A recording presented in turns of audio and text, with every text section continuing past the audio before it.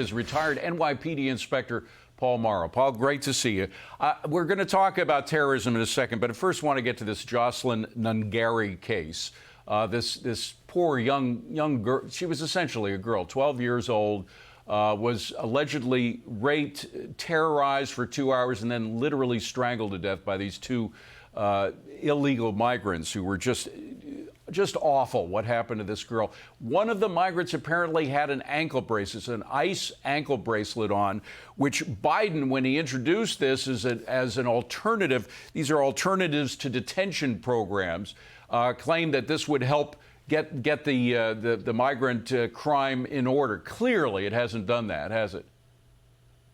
No, clearly it hasn't. And, that's part and parcel of a series of half measures where they've put in an app in order to facilitate things at the border. And realistically, all they've done is just made it easier. The idea that, look, nobody is contending that the majority or all of the people who were coming here illegally seeking asylum are criminals. We know that.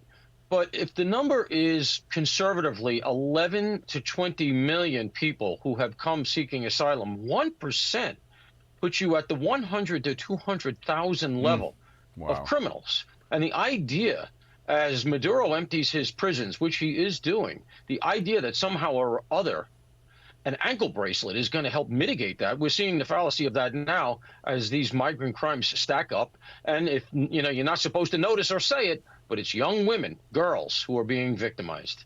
Well, the only good news, and I don't want to paint anything as good news in this case, but at least the DA and the judge are taking this seriously. I mean, the DA, a woman named Og, spoke to what they're doing to try to get these people, to make the case against these two perps, and then to get the harshest sentence possible. I just want to play that and get your reaction. Roll tape. Border prosecutors, sheriffs, and local law enforcement are under tremendous pressure because of the additional crimes being committed by folks streaming across the border. Here in Houston, we are a first stop and hub for these folks, and so our violence level is also increased.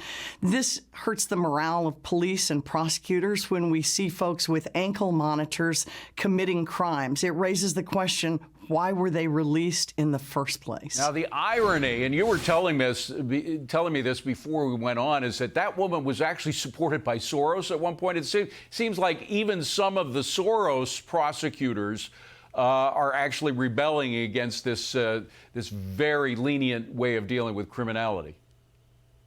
Yeah, you're beginning to see the sea change, and it's all just about getting elected and staying elected, and that's why she was primaried, because even the Democrats are coming around to the idea that they went way too far in taking the Soros money, climbing on the defund and decarceration bandwagon. I would argue that we're seeing a bellwether race here in the New York 16th today, yes. The Democratic primary between Latimer and Bowman. Bowman is a dyed-in-the-wool defunder. Latimer is not. Let's see how that goes. But to your point, I think we're seeing a change, but it's too little too late. And very quickly, but you talked about how many bad apples there are coming across the border. Even if it's a small 1% number, you're talking 100,000 or more. How can, if President Trump is elected and he follows through on his promise to deport these millions of migrants that have come over, how do you do it with sanctuary cities that don't cooperate with ICE? It's going to be tough, especially since he's going to have trouble with, he's going to get sued. There's going to be an injunction. And this whole thing has got to go through Congress. And he may not have the House, according to the current polling. I fear a stalemate in the new presidency if Donald Trump does win.